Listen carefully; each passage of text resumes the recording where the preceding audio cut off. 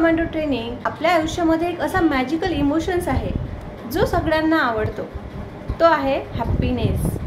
तर आनंदी राहायला तर सगळ्यालाच आवडतं, पण मला माहिती आहे जेव्हा आपण हॅप्पी असतो तेव्हा आपण एक हॅपीनेसचा मॅग्नेट बनून जातो। त्यामुळे पॉझिटिव्हिटी आणि चांगल्या सिच्युएशन्स आपण अट्रॅक्ट करतो। पण सगळ्यात महत्त्वाचा प्रश्न असा की आनंदी राहायचं कसं, हा सगळ्यात महत्त्वाचा प्रश्न आहे। कुणाला वाटतं की माझ्याकडे सक्सेस नाही, माझ्याकडे चांगली हेल्थ नाही, माझ्याकडे चांगला पैसा नाही, मग मी आनंदी राहू कसं? माझ्याकडे चांगली नोकरी नाही, चांगले रिलेशन्स नाही, मग मी कसं आनंदी राहणार? बरोबर।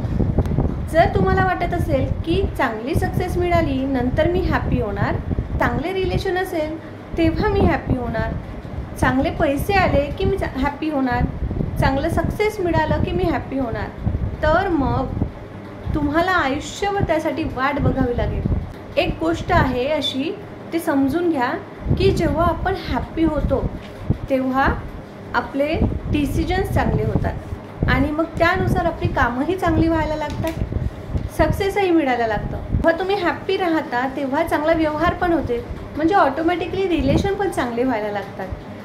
चांगले डिसिजन घेतल्यामुळे चांगला पैसा किंवा चांगले कामं व्हायला लागतात आणि ऑटोमॅटिकली पैसा पण यायला लागतो। म्हणजे जेव्हा तुम्ही हॅप्पी राहता तर या सगळ्या गोष्टी ऑटोमॅटिकली चांगल्या व्हायला लागतात। मग हॅप्पी राहणं गरजेचं आहे, त्याच्यानंतरच या गोष्टी येतील। जर तुम्ही म्हणाल की सक्सेस, पैसा, ज्या काही गोष्टी मला गरजेच्या आहे त्या मिळाल्यानंतर मी हॅपी होणार, मग तसं पॉसिबल नाही। जर तुम्हाला तुमचं आयुष्य बदलवायचं असेल तर तुम्हाला हॅप्पी राहून हॅपीनेस मॅग्नेट बनणं गरजेचं आहे आणि चांगल्या सिच्युएशन अट्रॅक्ट करणं गरजेचं आहे। तरी प्रश्न हा पडतो की आनंदी राहायचं कसं? बरोबर। मग हॅप्पी राहायसाठी एक फॉर्म्युला आहे, तो आहे gratitude. Gratitude is the best attitude. पुष्कळ लोकांचा हा प्रॉब्लेम असतो की मॅडम माझ्याकडे हे नाही आहे, ते नाही आहे, मला हे कमी आहे, माझे चांगले रिलेशन नाही आहे, मला कोणी समजून घेत नाही, माझे आईवडील समजून घेत नाही, माझा नवरा समजून घेत नाही। त्यांना एकच सांगणं की रिलॅक्स, शांत व्हा आणि मला एका प्रश्नाचं उत्तर द्या की तुम्ही आज उठला तर मग आजचा दिवस बघायला मिळाला म्हणून कधी थँकफुल झालात का? तुम्हाला आज श्वास घ्यायला मिळाला, त्या श्वासासाठी कधी थँकफुल झालात? नेचरसाठी? हातपाय चांगले चालत आहेत, कुणाला तेही नसतात, मग त्या गोष्टीसाठी कधी तुम्ही थँक्यू म्हटलं आहे का? फ्रेंड्स, आपल्या सर्वांच्या धर्मामध्ये एक गोष्ट कॉमन आहे, म्हणजे एका गोष्टीबद्दल आपण नेहमी शिकतो, ती म्हणजे प्रेयर। पण आपण प्रेयर कशी करतो? कुणी मंदिरात जातं आणि देवाजवळ हात जोडून उभं होऊन जातं आणि मग सुरू होतो, जसं आपण एखाद्या रेस्टॉरंटमध्ये वेटरला ऑर्डर देतो की देवा प्लीज मला हे दे, मला ते दे, मला हे पाहिजे, मला ते पाहिजे, मागचंही काही शिल्लक आहे तेही दे। बरोबर। प्रेयर म्हणजे मागणं नव्हे, आपल्याला जे काही मिळालेलं आहे त्यासाठी थँकफुल होऊन जाणं गरजेचं आहे। तुम्ही हे बघता की तुमच्या आयुष्यात काय मिसिंग आहे, मग अशा खूप साऱ्या कमी निघत राहील ज्या तुमच्या आयुष्यात नाही आहे, कारण तुमच्याकडे अशी गोष्ट नसते जी बाकीच्यांकडे असतं। पण स्वतःला एक प्रश्न विचारा की तुमच्याकडे असं काय आहे जे सगळ्यांकडे नाही आहे? मग तुम्हाला एक एक अशा गोष्टी सुचत जाईल ज्या तुमच्याकडे आहे पण कधी तुमचं त्यांच्याकडे लक्ष गेलं नाही आणि त्या कुणाकडेही नसतात पण तुमच्याकडे असतात। मग तेव्हा तुम्हाला ग्रॅटिट्यूडचं महत्त्व समजेल किंवा फील होईल की तुम्ही लकी आहात की तुमच्याकडे इतक्या साऱ्या गोष्टी आहेत। तुमच्याकडे एखादी स्किल असेल, एखादी चांगली गोष्ट असेल जी कुणाकडे नाही, त्यासाठी थँकफुल होऊन जा। नेचरला थँकफुल झालात का की आज तुम्ही आता ही ट्रेनिंग करत आहात। मी असं नाही म्हणत आहे की मला थँक्यू म्हणा, कारण मी तुमचं सिलेक्शन केलं नाही किंवा तुम्ही माझं सिलेक्शन केलेलं नाही आहे, नेचरने तुमचं सिलेक्शन केलं आहे। तुमच्या आयुष्यात पॉझिटिव्ह गोष्टी घडायला सुरुवात झाली आहे, तर त्या नेचरला थँकफुल होऊन जा जो तुम्हाला या ट्रेनिंगद्वारे पॉझिटिव्हिटी देत आहे, तुमचा एका माइंडचा फोकस शिफ्ट करत आहे, तुमच्या आयुष्यात इन्स्पायर गोष्टी घडणार आहे, मॅजिक घडणार आहे। त्यासाठी नेचरला थँकफुल होऊन जा।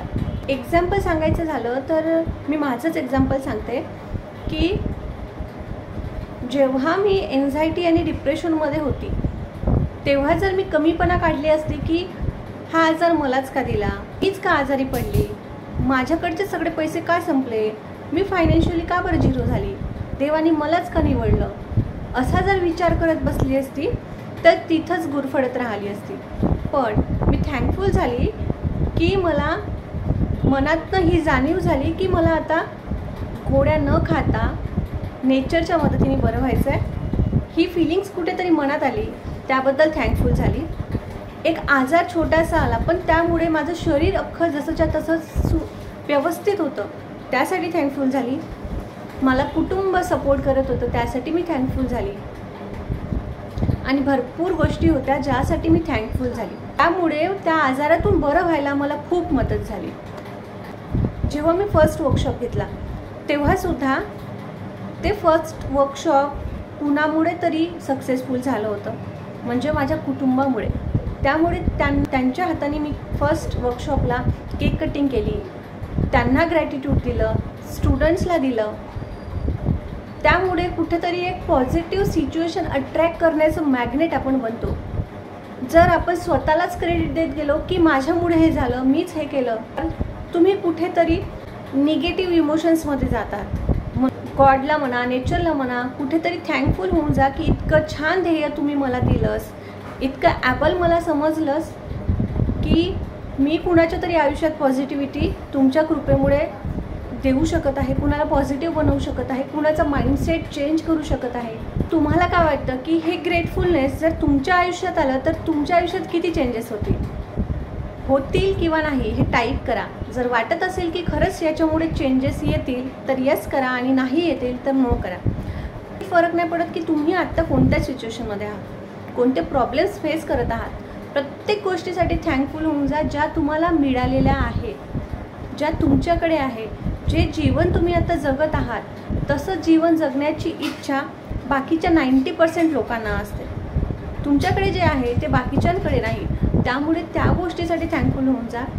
आणि असं म्हणतात की ज्या गोष्टी तुमच्याकडे आहेत त्याच्यासाठी थँकफुल होणं तर खूप गरजेचं आहे, पण ज्या गोष्टी तुमच्याकडे नाही आहे, ज्या गोष्टी तुम्हाला मिळवायच्या आहेत त्यासाठी सुद्धा थँकफुल होऊन जायचं आधीच.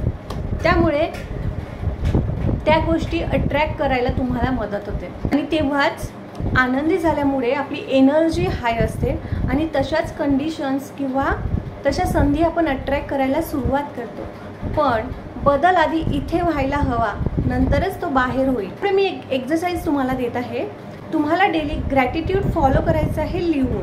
तर पहिला पॉईंट असा राहील की तुम्हाला थँकफुल होऊन जायचं आहे. Today I am grateful for 3 गोष्टी ज्या तुम्हाला मिळालेल्या आहेत, 3 व्यक्ती ज्या तुमच्या आयुष्यात आहेत, 3 अशा स्किल किंवा ॲबिलिटीज ज्या तुमच्याकडे आहेत, आणि असं काय आहे तुमच्याकडे जे खूप छान आहे पण तुम्ही त्याच्याकडे लक्ष देत नाही आहे. नंतर आहे अपॉर्च्युनिटीज कोणत्या तुम्हाला आत्तापर्यंत मिळालेल्या आहेत. हे जेव्हा तुम्ही लिहून काढता तेव्हा चांगल्या संधी तुमच्याकडे ऑटोमॅटिक येतात.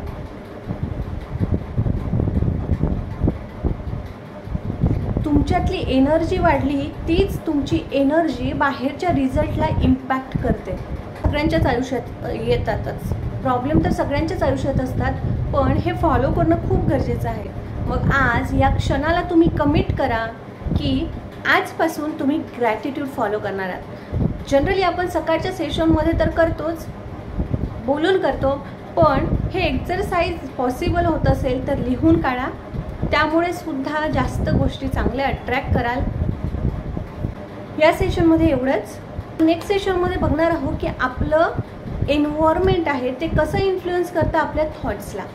सो आज तुम्ही जॉईन केला त्यासाठी खरंच मनापासून धन्यवाद. Thank you so much.